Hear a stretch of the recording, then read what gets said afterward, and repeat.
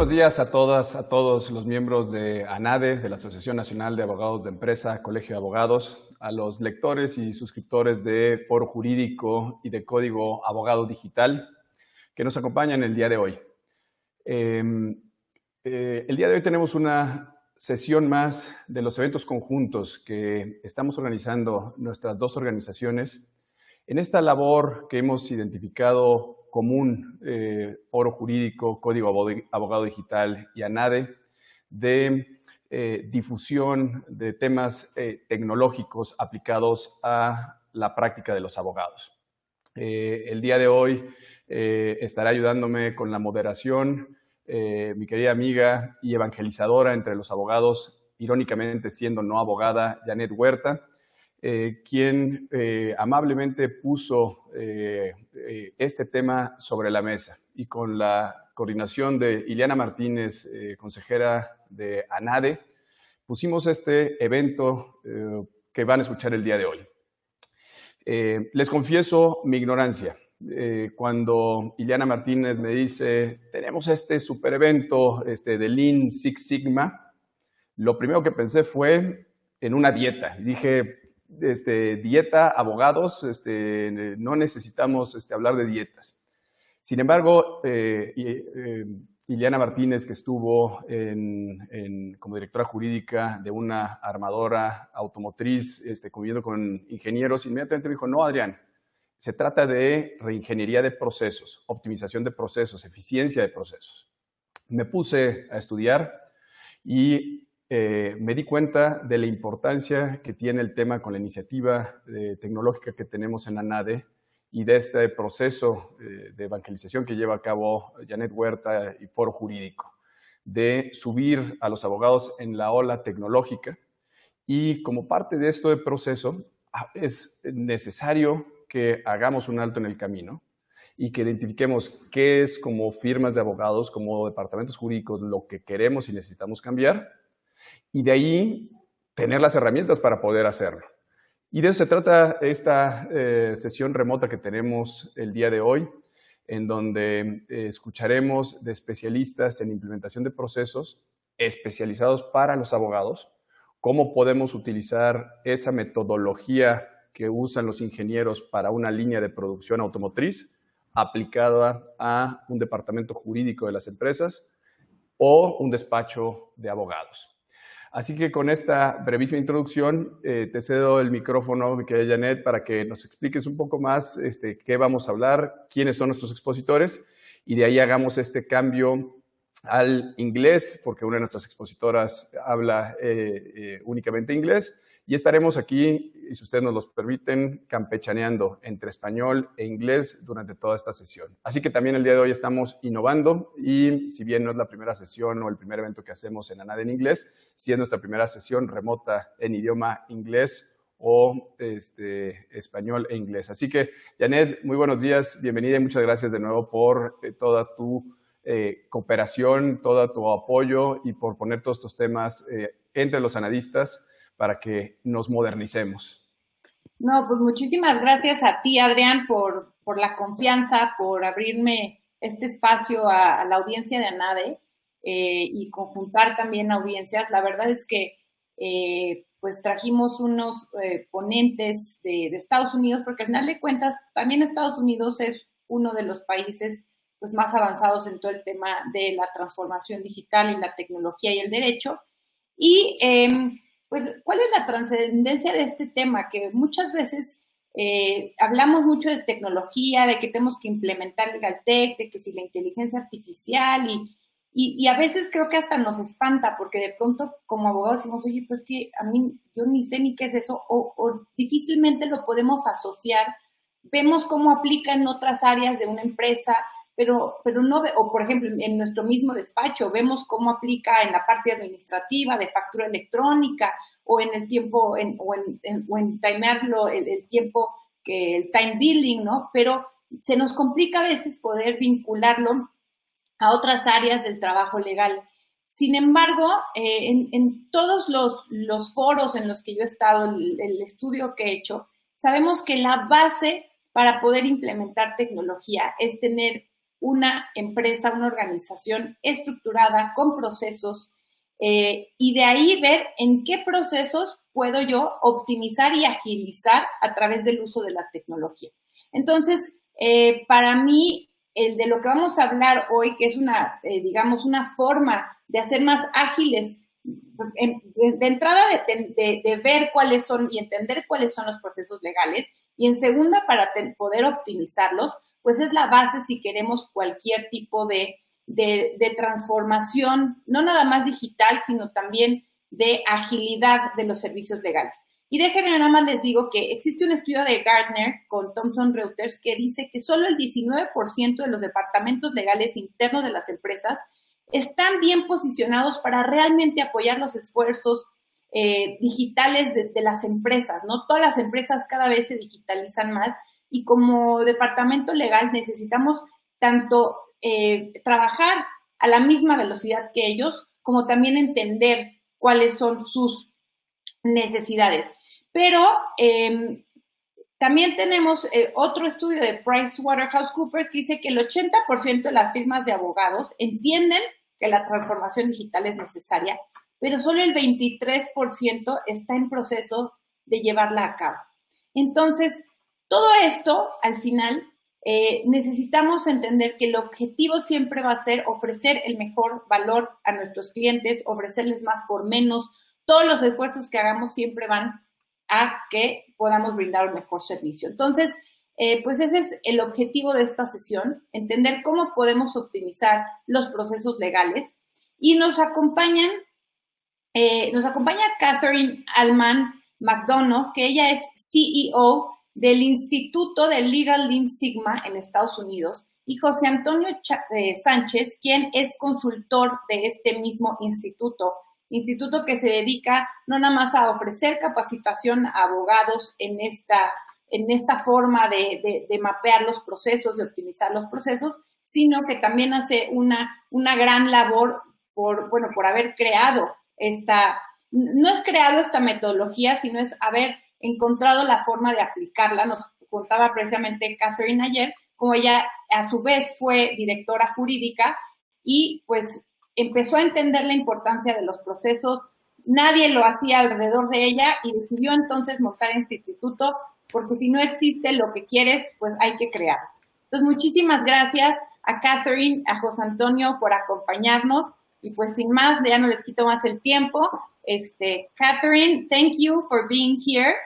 And I just presented you guys and talked a little bit about the context, but it's your turn now to start presenting. Thank you. Thank you. Thank you so much for inviting us to join you all today. It's our pleasure to be here.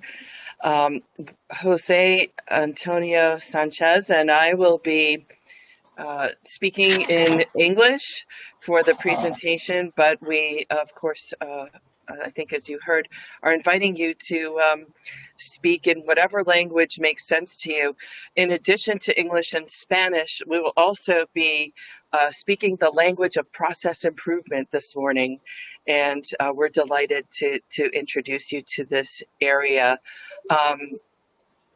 The main thing that we want you to know at the very beginning is we come to you offering hope, possibilities, and endless optimism, because we think there's never been a better time to focus on process improvement.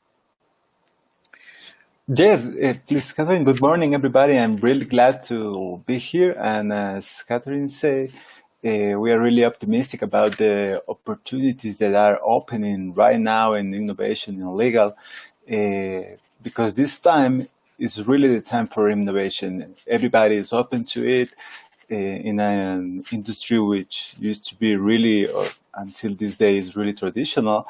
We are changing our mindset right now to be more and more innovators, right? Exactly. So let's start. We have some slides that we're going to get through today.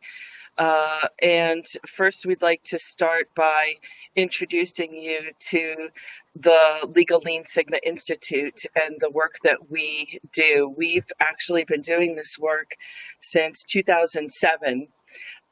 So while it's still a very new concept to everybody, we've got a lot of experience, and we're going to share today some case studies that will not only help to understand the concepts of process improvement, but how you might apply them. So we want you to walk away with some ideas for some things that we can try. So let's go ahead and advance the slides, please. Thank you. I want you to know that I originally started out my legal career as a corporate counsel. I worked inside of an insolvent insurance company, and right away I became very confused about the way the law was practiced. It did not seem efficient to me at all. It seemed crazy that we would reward our outside counsel by paying them more for taking longer to do their work. And it just didn't feel like we were a very good team. So I started to learn about efficiency way back in 1990. I didn't know what I was looking for, but I began to study the early adopters, which were DuPont and some law departments like Allied Signal, that were learning about things like Lean and Six Sigma from the business units in their companies. So at this point in 2020, not only have we been offering certification courses and doing consulting work, but you are the first group to really hear this publicly. We are about to launch an entirely virtual course catalog and 2 new certificate programs. So we hope also that will spark enough interest in you today that you'll join us for one of those. So let's move on to the next slide.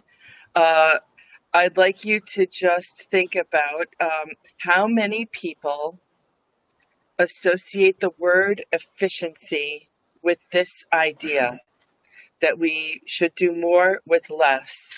And we can't see you, but if this is you, put your hand up, because this is most people. So right away, we want you to know that this could be a right answer. It could be, but it's not the only answer. It's a simple answer. It's an easy answer, but not necessarily right. We might, in order to be more efficient, need to do more with more, less with more, or less with less. And it's going to be process improvement that helps us figure out what that right answer is. So let's move on. Our definition, therefore, on the next slide, is that efficiency is really about taking the time to figure out what exactly are the right things to do. And then how do we come up with a way for people to easily do those things right, ideally the first time, every time. If you can do those things, that's efficiency. And as you can see, that is very different than do more with less, although that's shorter to say, easier to say. Unfortunately, let's go to the next slide, please. Most of us are caught in what we call the firefighting doom loop. And if you'll hit it again, the animation should start, please. And so this is us. We're constantly caught in this never-ending loop of people want more from us, clients want more from us, whether you have internal clients or external clients. Our processes are not capable. So we in the legal profession, the world over, seem to enjoy a culture of being heroes and we will stay there late, and we will work very hard to get the client what they want, and therefore none of us have time to improve anything. So we are just sort of caught. And so what we're here to tell you is that process improvement, ta-da, is the way out, or it's a way out. So next slide, please. We have all Catherine, maybe a good phrase. Yeah, sure. Maybe a good phrase to resume the last slide and this one is that one that you always said about if you don't have time to do your process right the first time, what makes you think you have time to do it twice? You know. Yeah, so that's the whole thing. So think about how many times you've had to do something over again in the last week or month or year, and how much simpler and easier life would be and work would be if you could just do that thing right the first time. So what we propose to do is to take that time that you are spending fixing things or reworking things and make the process so good that you don't have to spend your time doing that. So we've all had the situation where we've been in the car where the check engine light comes on and we say, today is not a good day for this to happen because I'm busy. And I don't know exactly what is wrong, but I'm trying to think, how much longer can I continue to drive this car before it takes longer to fix and it costs more money? So this is your processes. Your check engine lights are on in terms of both your legal processes and your business processes, the way that we do and deliver our work. So part of what we're trying to do is to make the case that it's important to pull the car over now, because you cannot fix the engine of your car while you are driving down the road. You have to take the time, pull the car over, and get to work. And our processes are just like the engines in the car. They are what empower us to do and deliver the work that we do. So the next slide. Thank you. So we want to introduce, we don't really like a lot of consultant talk, but we did come up with this P+ ecosystem because we think it's important when you do this kind of work to really be thoughtful and careful and strategic about how the work you're doing in one area affects all of the others. So today we're going to talk mostly about process improvement and project management, but obviously they impact all of the other P's in this framework. So this is how we do our work within the entire ecosystem. Yeah. Please, I want you to know and to notice that in this slide, the people is really, really close to the project management and price issue. Because what we do, it's a lot about people. Yeah. If you want to have a client-centered law firm, you have to start thinking, first of all, how to serve that humans inside your organization and outside your organization. Also, please notice that in pricing, we have just aside the value versus price dilemma, right? Take into account that price is what you pay, value is what you get, right? Take that for that slide. Thank you. So in the next slide, let's dive in. What do we mean by process? What actually is a process? For us and people like us who do this type of work, nearly everything that we do is a process, as long as it has these specific steps that you follow nearly every time that's designed to produce an outcome that is a process. Something as simple as brushing your teeth or making coffee is a process. It's a series of repeatable, describable steps. And when we have our processes that are really good, we can have reliable, consistent, high quality outputs every single time. And so you probably have made coffee this morning. I've made coffee this morning, and cheers. And we don't even think about it at some point that it's a process. We just know how we like our coffee. We like certain beans. We like a certain grind, a certain ratio of bean to water. And we pretty much have figured out how to make our own perfect cup of coffee every single time. Well, that's a best practice. And our processes are just like that.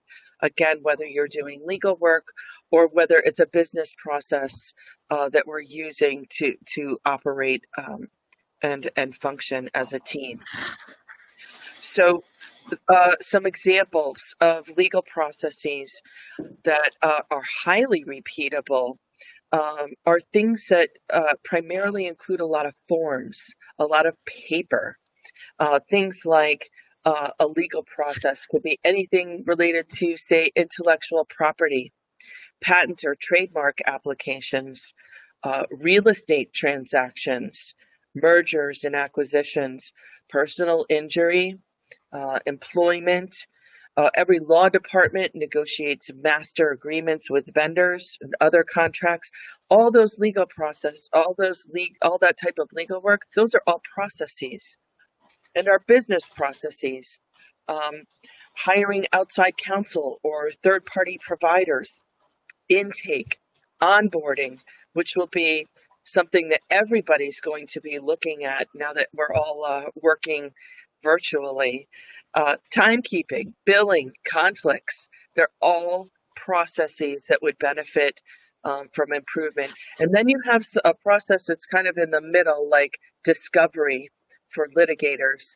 That's kind of in the middle of legal and business. So there are many different kinds of processes, whether they're physical or administrative, knowledge processes, or management processes. But everything that we do that has a series of repeatable, describable steps is a process to us. So let's talk on the next slide about what is process improvement then. A lot of people think that it's about finding things to fix, and that is true. But process improvement is also about finding hidden treasure, like those things that people just have figured out how to do, but don't even think about it like a best practice. And so they don't share it. We all know that we work very much in silos. So part of our work is to uncover what is going on in the process. So first, we're going to look at the way we are currently doing our work.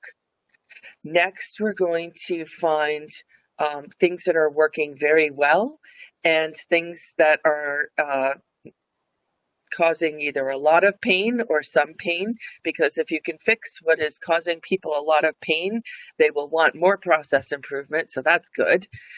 Then we will use a series of steps and tools to fix the things that aren't working well and harness the power of the things that are working well and deploy them across the organization.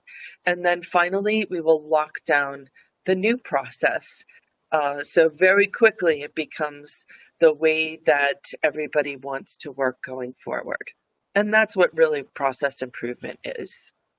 Yeah, also, I think that the concepts of analyzing and controlling has much to do with measuring things, right? Because if you cannot measure what you're doing, you really won't, you want to improve anything. So you have always to be thinking, and what you are really going to learn with us in our workshops is how to measure things, right? How to make the change really sizable. How really it will be the difference in your firm, right? Exactly. So this next slide, you might have heard some people talk about process improvement as part of project management. They are related and should be used together, but to us, they are two very different things. Process improvement, project management, process management, they're all different things. So you know what project management is. Everybody is already managing projects. You're already doing the best you can. And so you know that project management is both a role, somebody is a project manager, and it is also a skill set, project management skills. We do recommend having a formal project management program so that everybody is using the same steps for common language, etc. But we are not really picky about how many steps you have or what language you use, as long as the concepts of project management are kind of built in to your program. So together, on the next slide, you'll see that we employ those things in combination. Think about it this way. There is no point in having a great process if there's no one to manage it very well. And there's no point in being excellent at managing a terrible process. And you know, as a project manager, what that feels like. It does not feel good. It feels frustrating and like you're wasting time when you could be doing higher value work, things that are more important to you, to your organization, and also to your clients. So that's kind of what we want you to know about process improvement and project management. We believe that they should be used together so strongly that we teach them together. We use good project management to do our process improvement work. And so we thought it was worth mentioning that those two really, really belong together, like best friends. So that's a little bit of an introduction. We're going to, warning, take a sip of coffee because we're going to start with the language of process improvement. We do want to invite you to ask questions as we move along so that we can answer them, or please feel free to wait till the end. But we do invite your questions as we move through this. Okay, are you ready? The next slide, we're going to start speaking the language of process improvement. There are lots of methodologies you can see on the slide, and we use all of them. In fact, what our team is really known for, besides being the first to really apply these things to the legal profession, we are like artists. These are all science-based methodologies, but we are the artists that will pick and choose the methodologies and the tools for every single project, for every single client. No one ever does these things the same way as anybody else. So we will not have time to get into a lot of these, but we will focus today on the two primary toolkits, which are Lean and Six Sigma. So let's start looking at Lean, the next slide.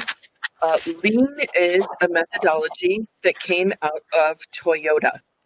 And the concept of Lean is to create simpler, faster processes. And the way that we do that is to look at the entire process from start to finish and see where it is that we are experiencing one or more of what Lean calls 8 kinds of waste. And we are not saying we find them and get rid of them. We say we find them and then we consider them candidates for reduction, if not elimination. So you can see these 8 kinds of waste. If you think about it from a car manufacturing company like Toyota, they kind of make sense. But what we want to do is very quickly translate those 8 kinds of waste and explain them in the context of our world in legal. So the next slide, we'll start going through these things. Number 1 is defects. Defects are anything that is like an error. And an error is something that is not done right the first time. So please don't get offended, but I'm going to say that your document that you draft, review, revise, review, revise, review, revise, review, revise, finalize has a lot of defects in it. So not only is it about seeing where we have those mistakes, but we are going to look at all of the effort that it takes to correct those mistakes. So you see that makes sense in the legal context. The second is overproduction. Friends, colleagues, lawyers overproduce a lot. We just make too much of something. Client wants a 1-page memo.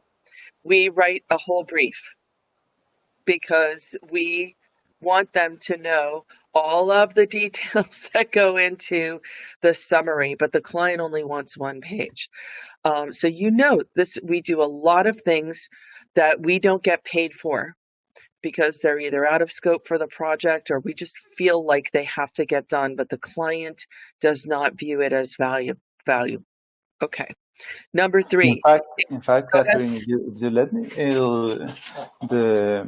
we make a lot of interviews with law firms and clients about the overproduction of information, and it's happening a really interesting thing that the clients are starting to be more sincere about it, and they are telling us that the lawyers give them too much information. They just make a simple question and they really are getting like documents from 10, 12 pages that they never read. And in the top of it, at the end of the document, they don't have a conclusion. It's just like, these are your options. Now go and do whatever you want to do. So the client is like, okay, please, I'm paying you for telling me what to do in this case, you know? So yeah. This is a really good example of overproduction. Please. Yeah, a good way to find out where you're overproducing is to go see where there are write-offs and write-downs, things that you've done that people aren't willing to pay for, or things that your counsel has done if you're in-house that you're not willing to pay for. Number 3 is waiting. Part of every single process, there is so much waiting. So what would happen if we could reduce that? We'll have the simpler, faster process with all of the activities closely linked together. So there is what Lean calls flow, very nice flow in the process. Next is transportation. Transportation is the movement of things. So inviting you to consider not just a physical thing, I pick up a file, I put it over here, but also the electronic things, all those emails, all the documents that we have, that is transportation, movement of things. Next, we have motion. This is similar to transportation, but motion is what people do. the movement of people. And it could be something as simple as, now we're working from home.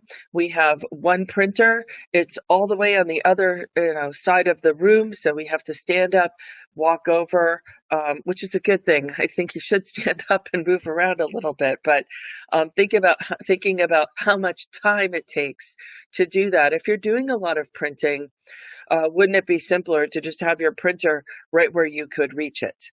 So you can see this is designed not only, you're thinking about office layouts and things like that, but where technology can help facilitate and remove so much motion. Next is inventory, or for us, work in process. It's what's happening right now. You have emails, which hopefully were so interesting you're not looking at your emails right now, but you might have voicemails waiting to be listened to, things, messages waiting to be returned.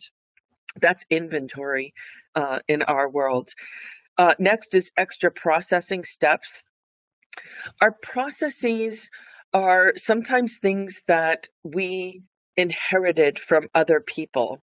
And it's because that's the way we do it here, or the worst, that's the way we've always done things around here, so we're never going to change.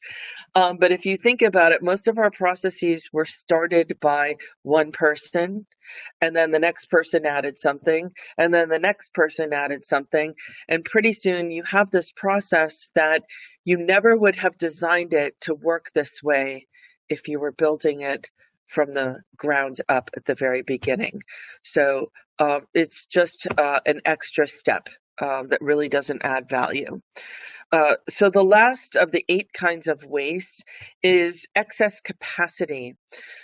In our world, it's really simple. It's not using the lowest cost resource that is capable of doing the task. And that will vary from project to project sometimes. You might do a certain kind of work for a client where they need it done very inexpensively. There's no reason to have the most senior experienced lawyer doing something like that when a new assistant might be the lower cost resource. So in terms of thinking about staffing and things like that, excess capacity, non-utilized talent. So when we look at our entire process, the way we're currently performing, we will go through, especially if we've done a process map, and we look and see, where do we see those 8 kinds of waste? And we're not doing anything yet. I know waste sounds like get rid of it, take out the trash, but no, we are saying, where can we reduce, if not eliminate, that kind of waste to create a simpler, faster process? And we look at the whole thing, because you don't want to take away this one thing here and make a mistake and make it worse all the way down here. You want to be smart, look at the whole thing. So we remember this on the next slide using an acronym called Downtime that helps us remember all 8 kinds of waste. Defects, overproduction, waiting, non-utilized talent, transportation, inventory, motion, and extra processing steps or non-utilized talent. And that is going to be in every single one of our processes. So that's a little bit about lean. Let's now look at Six Sigma, starting on the next slide. And Catherine, I would like to we have a question. It's precisely about Lean Sigma. In order for you to take it into consideration, Ileana Martinez says that when we talk about Six Sigma in engineering projects, it seems to be implemented, typically by a black belt or a green belt facilitator during the process. So it's a little bit complicated to implement in illegal processes. And the question is, how can you facilitate the implementation of process without making it too complex for lawyers? Thank you for the question, first of all. I think Six Sigma has its place, and you'll see, because we're about to discuss it. But really, we think it's the combination of Lean plus Six Sigma that ought to be utilized. Six Sigma is very, very rigorous.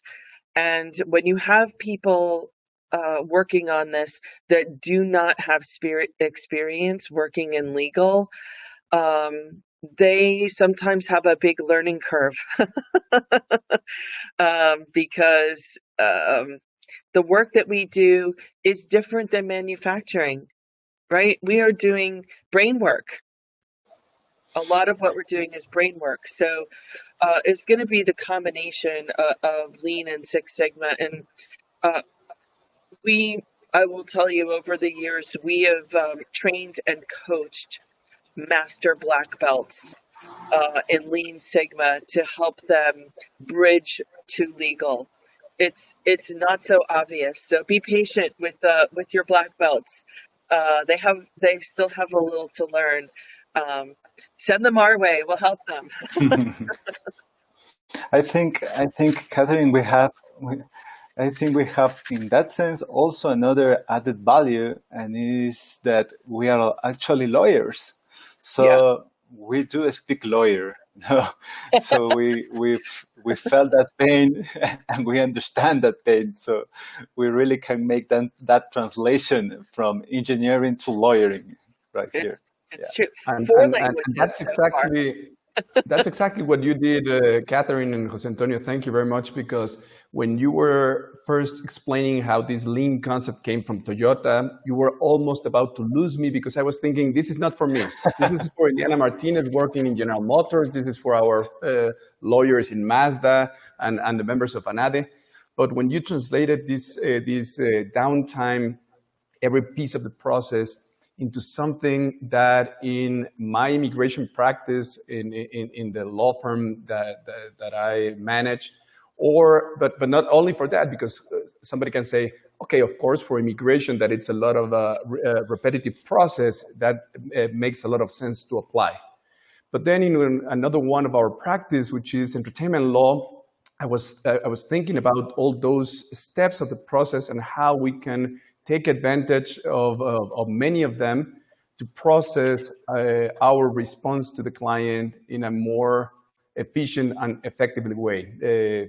Many of them. So it's great that you have this lawyer or legal background, that you are helping to walk us very easily through the process.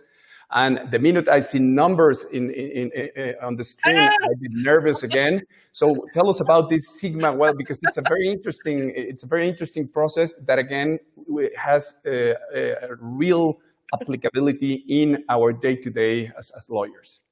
Thank you. It is tricky. I mean, the work that we do is different, and the way that we employ Lean Sigma really is different in legal. I mean, we have a registered trademark in legal Lean Sigma for a reason. We did not invent Lean or Six Sigma, obviously, but the application really is so different and so unique. So I want to explain this slide quickly, because I too have an aversion to numbers, unless they have dollar signs on a check in front of me or in my bank account. So all we really want you to know about Six Sigma for today is that it's a very high standard of quality. And Six Sigma relates to a statistical measurement, whereby if you have a Six Sigma process, you are only making 3.4 mistakes out of every 1 million opportunities to make that mistake. So we won't spend too much. It's really good for highly repeatable processes where quality is of utmost importance. So what's more useful rather than the numbers is this next slide, which you'll see is the thinking that we use that's borrowed from Six Sigma, which came out of Motorola, another manufacturer. See, this is what we've done. We have taken all these things that have come out of different industries, like manufacturing, or with the project management, looking at things like agile concepts that came out of software development. And we have translated those so that they're useful and practical for the work that we're doing in legal. So it's what's really interesting, if you take away the numbers and you just look at the thinking behind this, guess what? Lawyers are really, really good at Six Sigma thinking, because we have all been trained to think about if this, then this, or this, or this, and then. So we're very logical thinkers, very sequential thinkers. So we're always thinking about the relationship between what goes into a process and what goes out of a process. And the more experience we get, the more we have figured out what's the best way to do something. If I am consistent, if I standardize something, if I really lock something down here, it actually frees me up at the next couple of steps to do higher value things like strategic thinking and bringing the benefit of our experience to our clients and to the work. So that's enough about Six Sigma for today. The next slide will show you, we really think they belong together. It's the combination of Lean and Six Sigma. On this next slide that you'll see, that is, Lean is really about figure out what are the right things to do, and it's going to be its friend Six Sigma that helps us do those things right. We also use these 5 key principles of Lean Sigma in all of our work, and you'll see that the very first thing that we consider is what is value in the eyes of the client.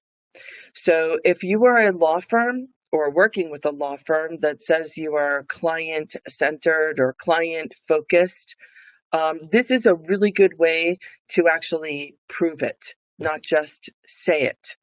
So these 5 key principles we always observe in this particular sequence. First, what is value? Then reduce waste and undesirable variation. When you see variation, that's a Six Sigma term. Number 3, how do we get the client what they want, the way they want it, when they want it? That's what Lean Sigma should help us do. How do we create this culture of continuous improvement? We have to empower our employees to the point where, think about, do you have something in your on your team or your department or your organization where an employee can say, I'm really struggling, or I have an idea about how we could do something differently. Do you have a formal way to surface those ideas, pick what to work on, and then prioritize those things, put resources to them? Most organizations don't. So that's part of our work as well, not just training, but helping to build that framework. We'd like to show you a little case study now that shows how one lawyer who did commercial real estate transactions used Lean Sigma to create a simpler, faster, really high quality process for a particular client. So on this next slide, sorry, lots of words on one slide, but Rebecca Fisher is a lawyer who had an opportunity to do commercial real estate lease negotiations for a big box retail client. And they asked her to give them a project-based fee, a flat fee. And so she had to figure out how she could handle this entire portfolio of work and do it in a way that would still be profitable while giving the client what the client wanted. Now, if you are a big retail client, the thing that you care most about is getting into your stores quickly. so that you can start selling your stuff, because that's how you make money.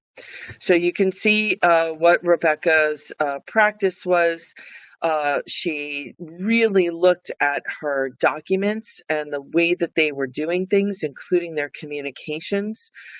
She focused on staffing and getting the lowest cost resource capable of doing the task. And this is where the project management played out. Sometimes the most experienced person was the lowest cost resource capable of doing the task, because leases are different from location to location. She gathered a lot of data, constantly measuring and constantly improving. And you can see overall, she's able to get the client a draft of the lease the same or next day, very, very fast, reducing the overall time of start to finish by more than half, from 168 days to 62 days. But the real value in having an optimized legal process are the business results that this client was able to achieve. So because this client could open up and move into their stores an average of a couple of months earlier than the prior process, they were able to sell upwards of, I think she told us, $40 million extra in their first year. And this is what we mean by client-centered firm. This is what clients want. We all know it. We've heard it the world over. Every research says clients want lawyers that will be their business partner. So whether you're in a law firm or a law department, this is what we mean by having a good process, making value flow at the pull of the client. So this is a stunning example of Lean Sigma. So think about where in your practice you're able to take advantage of some of these opportunities. Wow, Catherine, this is amazing. Honestly, I hadn't thought about it when you translate it into dollars and the amount that you are helping your client to make. Because again, in immigration practice, you have to bring the non-Mexican employees as fast as you can, but you never sit down to think how much revenue you are helping the company to make if you have that resource in Mexico in place to start working immediately. And that's something that following your line of thought, we should discuss openly with our clients so that we understand the value in money that we are adding to the process as external lawyers, even more the in-house lawyers that are working as part of all the day-to-day process in the company. Excellent tip. Thank you very much. Thank you. One thing to note about this is when you do this work, no trade-offs. You do not need to sacrifice anything. Rebecca Fisher wound up building the most profitable practice in her firm because of this approach.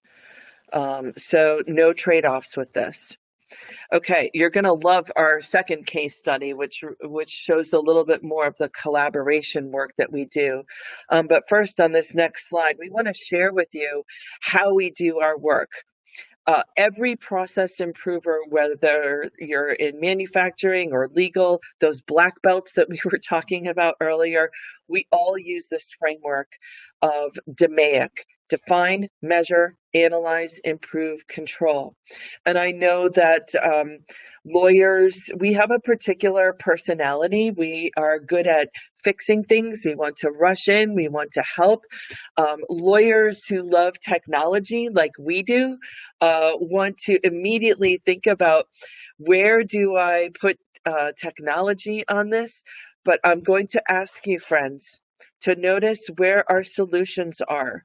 They're not in step 1 or 2 or even 3. We do a lot of work before we get to the solutions. But by the time we get there, we really understand what it is that we've got to work with. We've got a lot of data around it. So we now understand what's happening in the process. We analyze it to see why things are happening, and then we fix the root causes of those things. So then we won't have to spend our time in the firefighting doom loop fixing the bad output of the process. And then the last step is control, where we lock it down. So for today, on this next slide, we just really want you to know that it's going to be, Lean plus Six Sigma plus project management that helps us kind of get that trifecta of doing the right things, doing those things right, the first time, every time. And it's an excellent point that when you have those open conversations with your client and you really get to define the objective from the client's perspective, you'll be amazed at how much better your work product and your relationship is with your client, because you all know it's not good enough to have good work product. It has to be, it's the service that goes along with it and what it's like to work with you that will get you those referrals and repeat business. So on the next slide, we will not get into it today, but what we are really sort of interested in, as I mentioned earlier, is picking and choosing, and what we're known for is combining things and applying those things to legal. And that is true with design thinking as well. So what we've noticed is that law firms and law departments seem to be, we get interested in the bright, shiny object. And so some are doing design thinking, some are doing project management, others are doing process improvement. So we created this model to pull all of those things together. Yeah, maybe here is important to say that the design thinking addition to our toolkit is really a secret weapon right now, if you want to say it like that, because all of the last equation that Adrian was talking about Lean, Six Sigma, and project management has, as a result, a better communication with the client. But a better communication not only to understanding your client, that it's really important for you to understand them, not only their necessities, but also their business model. Yeah? We are hearing a lot of voices from Latin American lawyers that they are really not knowing why their clients are not hearing them, and they are not calling them right now in this crisis, and it's because what we are noticing is that they don't understand really what their clients are doing and what they need. So this methodology, when you add to this equation the design thinking philosophy, it allows you really to empathize with your clients, really to make it human, make it a really good relationship that can add value to your client, and they will start calling you many, very much more. Thank you. So we just think there's an especially good time right now to be reaching out to clients. Everything that we do is human-centered, based on human-centered design. So I know everybody's going to a lot of webinars. There's a lot of business development type tips, call your client, check in with your client. I've been a client. At some point, I want you to stop calling and checking on me, because I'm in the same situation as everybody in the whole world. There's uncertainty. I don't really know how I feel from day to day. But what I do know is that when you use process improvement and design thinking and project management, you can collaborate with your client to improve the processes that you are both using. So we would like to introduce you to, on this next slide, another model that we came up with, and it's called the legal workout. And it is basically a collaborative way for people to work on their processes together that produces very quick results. I don't know if you have noticed the same thing that we've seen in legal, but once we've decided we want to do something, we have no patience for waiting for a year to see results. So we came up with this model that kind of pulls in some different methodologies and different tools. And we tried it with Aon's law department and two of their outside counsel in two different workout sessions. And with the idea that we were going to get the people who were closest to where the work was being done, get everybody in a room together, so cross-functional, different roles, cross-organization, different law firm and law department, and take them through the DMAIC framework, define, measure, analyze, improve, control, and use design thinking, almost like a hackathon type of approach, and get the teams very, very focused, but harness the power and the knowledge of the people closest to the work. So we can move on to the next slide about, this whole idea is to go very human-centered. And this last bullet point you'll see, it's unleashing the know-how of the people who work with the process day in, day out. So no names mentioned, but Aon and their outside counsel had worked together for over 10 years. And they were had a good relationship with this firm, but the people who were deeply involved in, say, the billing process had never met one another, even though they work 3 blocks away from one another in Chicago. And so we have not just the lawyers, but the finance people from both sides. So here's what happened. Aon picked 4 processes to work on, some legal processes and some business processes. And they had strategic reasons for doing this. This was one of the things that they did as part of a strategic improvement project. And there were all sorts of things that happened. We did basic process mapping in this session, and we had the senior law firm partner looking at the M&A process. He originally estimated probably 12 steps in this process. And then after mapping that process, this is very quickly, we were able to figure out there were actually 52 steps in it and 17 possible handoffs from person to person, which is transportation and motion and waiting and defects. So we were able to see some of those 8 kinds of waste. So just some sample metrics here for you. This is all done within the 90 days, 30 to 90 days, you're seeing these results. So very, very quickly. And that's what happens when you take the people in the process and you give them a framework to work in, and you give them the space, and you pull that car over and you say, this is when we're going to work on their engine. Now, each of these teams came up with recommendations that were presented in the room, and they got decisions on their recommendations the same day so that they could leave the room and get to work on getting the work out of the work the same or next day. The teams came back together after 45 days to report their progress. And one of the teams, the billing team, decided to continue working. And so we've got some metrics that we're going to share with you.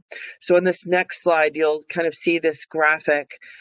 We really believe that if you do nothing else after today, we really highly recommend that you start doing process mapping, that you will get yourself a package, whether it's a big, piece like this, or, you know, the sticky notes that I know you have some in a drawer somewhere.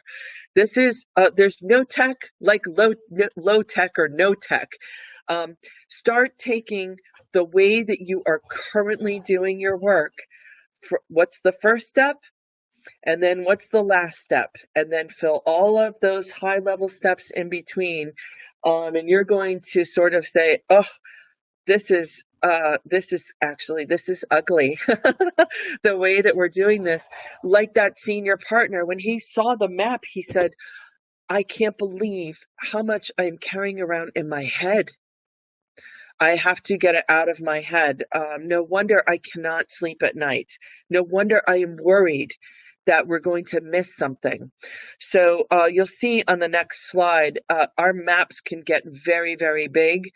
One of our favorite things to do is to do mapping with our client, client and law firm, law department and law firm, so that you can use different colors.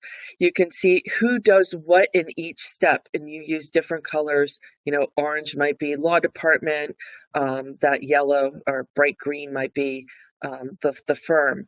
So instantly you get more respect, more communication, you can train, you can onboard people.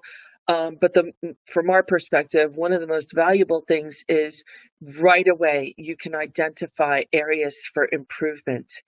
And so it is with some of the metrics that we're going to share with you before we go to some Q&A. So the next slide, you'll see the billing team continued to work, the Aon and outside counsel team. And by the end of the year, I think we had our second workshop where we reported our results and continued to work on some things. This is by the end of December, these metrics. And overall, we really wanted to focus on getting the invoices right the first time. Obviously, this was important to the firm because they needed to get paid. They want to get paid, you should get paid for your work, and they wanted to get paid more quickly. It was critical from the law department perspective because budget predictability and being able to demonstrate throughout the organization that they were really managing their budget and their resources was very important. So overall, a 43% reduction, which exceeded our goal of a 25% reduction. So you can see we continued for a whole other year. Second, the next slide, you'll see when we asked the finance people on both sides, why are invoices getting rejected? They told us right away. The lawyers didn't know this. It's the people who do the work that notice this, right? They were able to say, oh, there's so many things that the timekeeper wasn't set up properly. Great, easy win, 72% reduction in the number of invoices rejected. The next slide. Catherine, maybe it's important here to say that these numbers are especially important for solo or small firms, because in solo and small firms, the lawyer is doing this. They don't have a team like an administrative team. They don't have a finance team.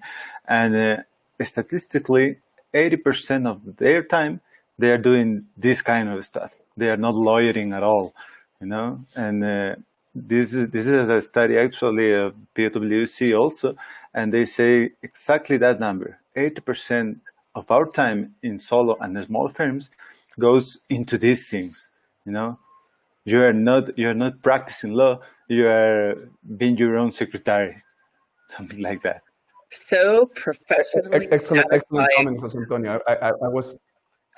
I was gonna raise that issue because when we hear Toyota, Motorola, we can say, oh, that doesn't apply to me. But if we go deeper, I think solo practitioners, those in-house lawyers that are the legal department, one person, and we have many members in ANADE, that one person is the in-house lawyer of a big company, but that's the whole legal department. It's one person.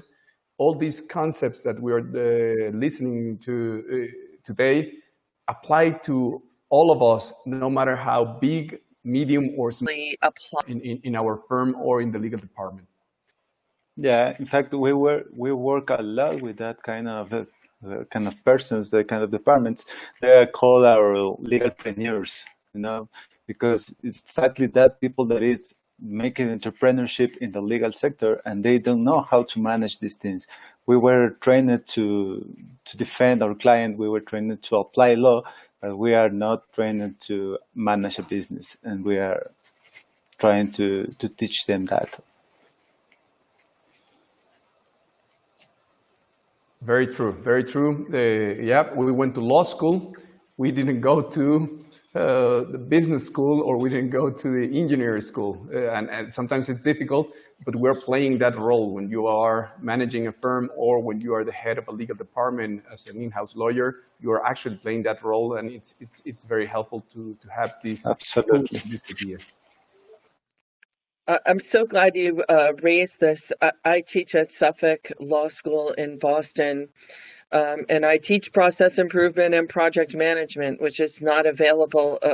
Practice management is not available in a lot of law schools in the world. But many of my students are going into solo and small practices, and you don't have any time to be inefficient. I always say, if you really want to see who's done extremely well in kind of the smaller firm setting, look at what personal injury lawyers have done. Their intake processes are usually really, really good. So they've identified those inputs. What are the characteristics of a case or a client that will make for a good case, something that is winnable, something that you can get money for? So they figured out how to filter all of that at the beginning on intake, so they're not kind of wasting time later on. But all of these concepts are completely, we call them scalable. So whether you're one person or whether you're the biggest law firm in the world, they apply equally. You're going to use them differently, of course, but all of these concepts apply. And also, Catherine, well, precisely yesterday we had a course on legal project management, and that was the comment of a lawyer who said, hey, I'm a 4-team or a 5-team law firm. Like, this seems to me, it's like a big company thing. And I tell them it's more like a mindset, no? You can do it, how to ask your client. Have you ever asked your client what is, how they want your service, no? So and I can ask them by phone, I can ask them by making a Google Forms and making a survey. No, I can ask them in many different basic ways, but for me, it's more like this mindset of starting to take into consideration your people, your 4 people on the team. It doesn't matter, no, but many times you as a leader, you ask them and they're not totally true, or they are not used to you listening to them. So maybe methodologies like design thinking make everybody participate, no? And I would like to go to a second question, Catherine and Jose Antonio, because I see this recurring, very constant. First is, how does this apply to me if I'm a little firm or team or legal department? And the second is, okay, I am part or a partner in a legal firm, and I already understand the value of working this way, but my other partners don't. So it's like a constant struggle to convince the other decision makers in a law firm or in a legal department to work this way. And it's always a question of, what are your suggestions on how you can start permeating these methodologies between other decision makers that are not that convinced or don't know how to do this?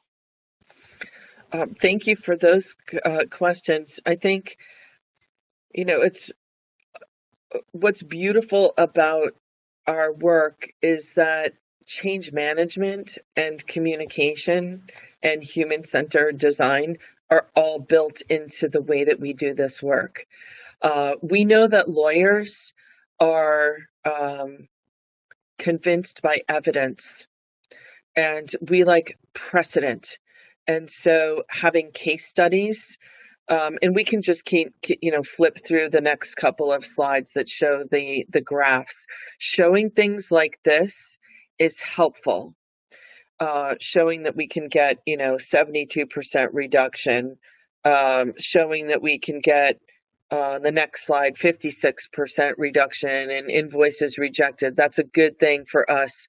The next slide, showing we can get faster review.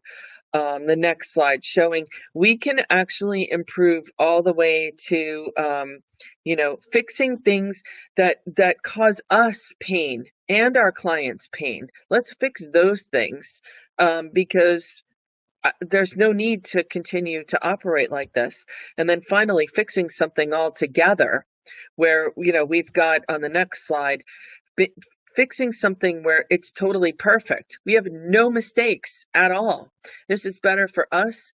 This means we actually get paid for the work that we do, which everybody should be concerned about, because right now, sorry, but you're not getting paid for all of the work that you do.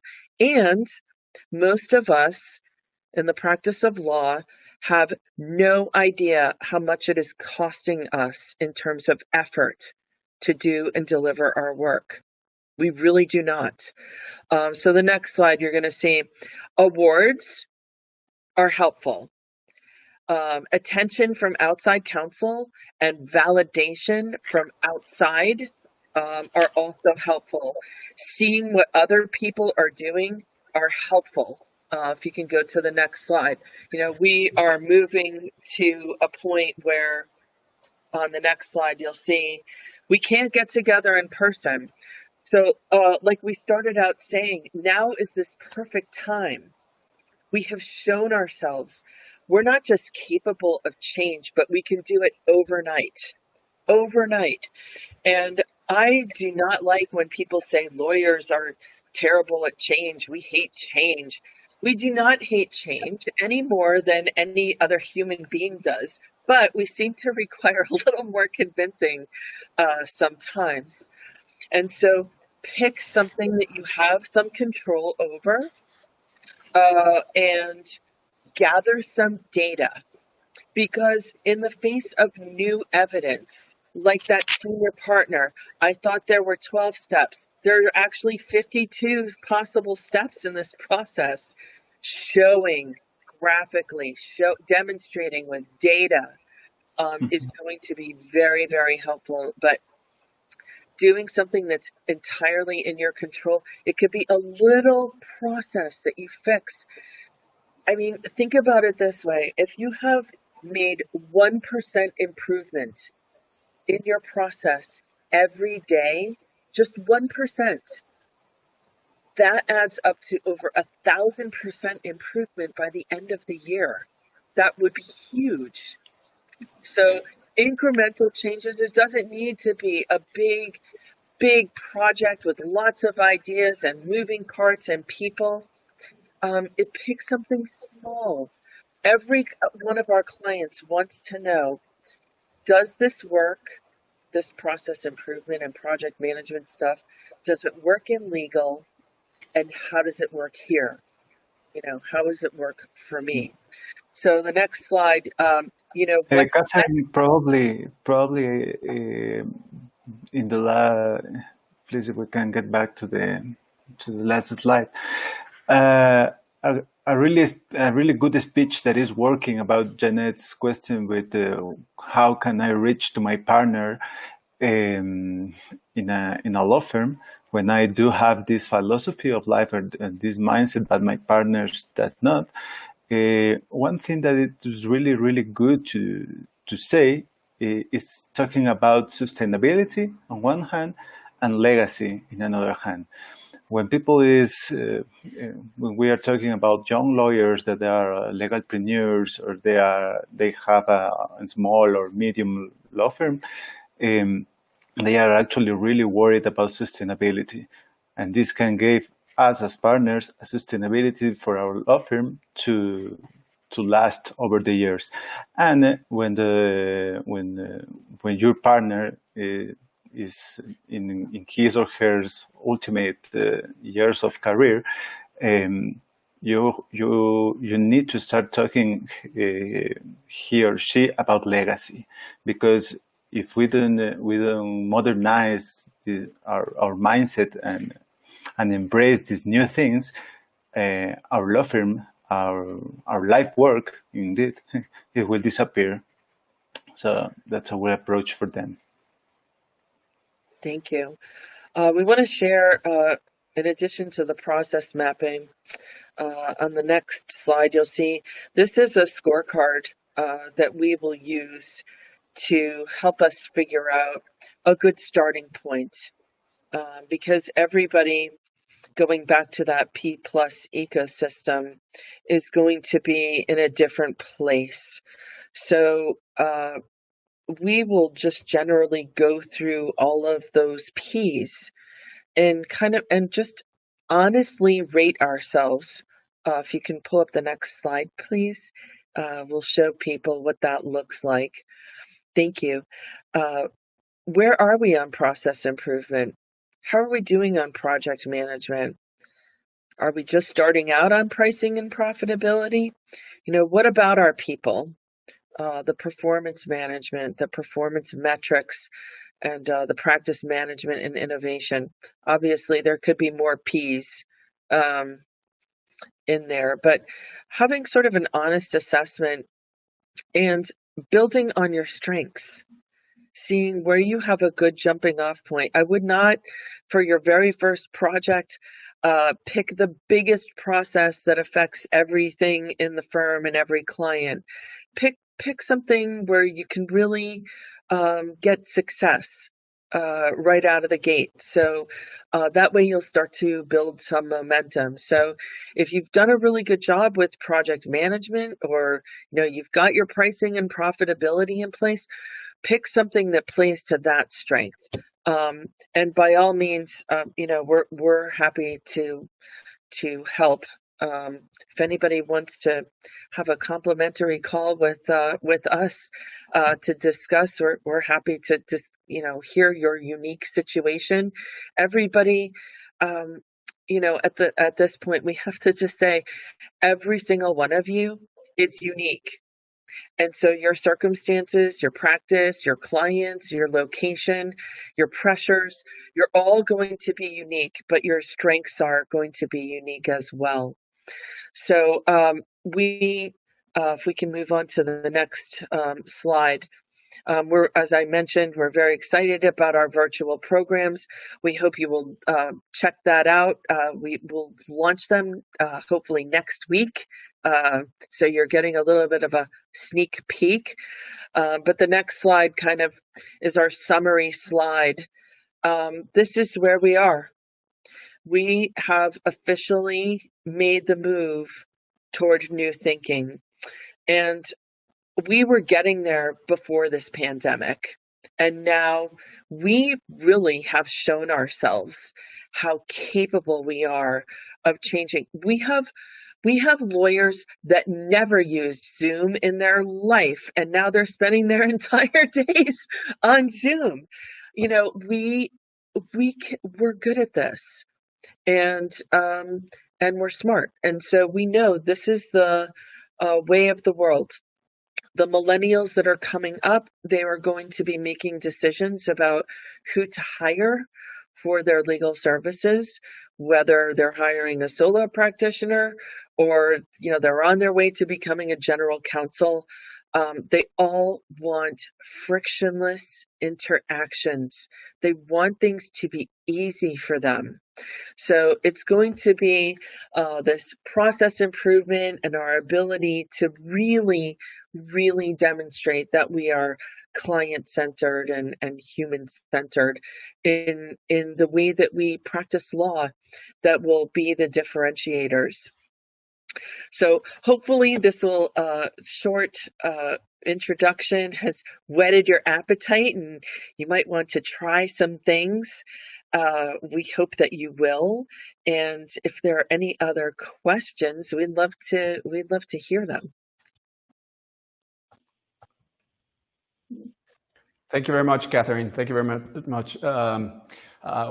we have been trying to convince all our members to embrace technology, to use it in their practice, legal practice, get to love it. But after listening to you, and that was the importance of this session, before jumping and looking for the most sophisticated hardware, the most sophisticated app for our firms, I get from listening to you that it is important to stop, think, analyze our process before buying this technology, because this technology will be just a tool to enhance our processing, but not the solution by itself to what we want to achieve. So this is a first step in the process of digitalizing our law firm or our legal department, in-house legal department. Thank you very much. It has been very useful. Yes, you have to remember that technology is just a mean, it's not an end. And if you don't understand the problem, you really can't find the solution. And well, we had a lot of comments. Just one question. We don't have much time, but if you have anything to say about it, it would be how to measure the before process to compare with the after process while using this kind of methodologies. I always have a million questions about how a process is performing. So thank you for asking that. And, you know, we invite people, please connect with us on LinkedIn, both individually, and we're happy to continue the conversation with you by email or on LinkedIn. We've posted that we're presenting here, so join us there. But for measuring the process, I'll give you some specifics, but we want to measure how capable the process is of delivering what the client requires. And so sometimes we are the client of the process, but also the external process. Have you ever stopped to think what exactly your client requires and then benchmark how capable is the process? And then the second thing that we are measuring is resources. What are the resources required to operate it? So usually we're looking at how long things take from start to finish, the overall process. How long does each step take? How many interruptions? How much wait time? How many errors there are? How many times you are in a rework loop type of a thing? So there's financial metrics, there's human effort that we're measuring.